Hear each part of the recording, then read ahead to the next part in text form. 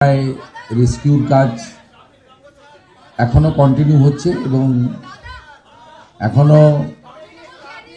বেশ কিছু মানুষ আমরা আশাবাদী জীবিত অবস্থাতেই তারা চাপা পড়ে আছেন, তাদের বের করানোর জন্য প্রয়াস চলছে। ওখানে স্পটে মাননীয় মন্ত্রী অগ্নিমিত্রা পাল, স্বাস্থ্যমন্ত্রী ডক্টর শারদ মুখার্জি, মাননীয় ফায়ার ব্রিগেডের প্রতিমন্ত্রী কৌশিক চৌধুরী এবং ওখানকার এমএলএ তথা রাজ্যমন্ত্রী ইন্দ্রনীল খান সহ দক্ষিণ চব্বিশ পরগনার ডিএম, কেএমসি কমিশনার তথা প্রশাসক, কলকাতা পুলিশের নগরপাল,